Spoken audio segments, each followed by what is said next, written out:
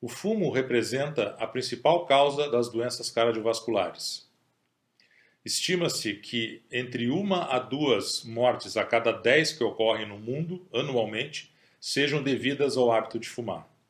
Além disto, existe um impacto negativo do tabagismo sobre alguns fatores de risco cardiovasculares, como a intolerância aos carboidratos e os baixos níveis do colesterol protetor, o chamado HDL colesterol.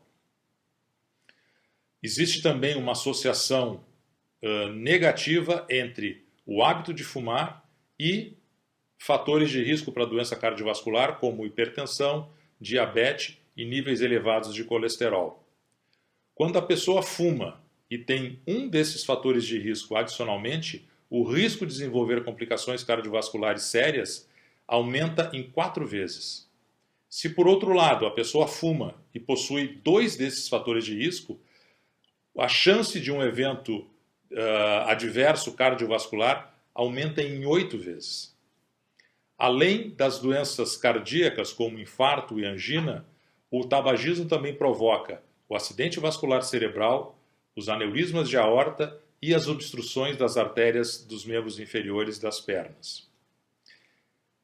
É também importante ressaltar que mesmo que pessoas que fumam pouco, ou seja, menos do que 5 cigarros por dia, também apresentam maior risco de desenvolver essas doenças cardiovasculares. E mais importante que isso, existe uma correlação entre o número de cigarros que se fuma por dia e o aumento do risco cardiovascular. A cessação do fumo é extremamente benigna para o indivíduo.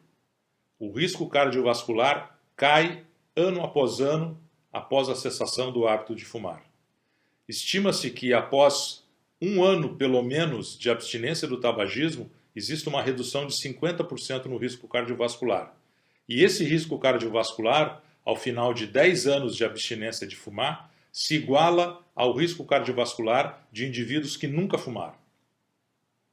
No Brasil, felizmente, graças a campanhas de conscientização, houve uma redução de 40% na taxa de fumantes nos últimos anos, de 2006 a 2018. Em 2006, aproximadamente 15% da população brasileira fumava. Já em 2018, esse número caiu para menos de 10%. Lamentavelmente, algumas capitais, como Porto Alegre, Curitiba e São Paulo, ainda apresentam níveis de fumantes acima da média nacional, acima de 10%.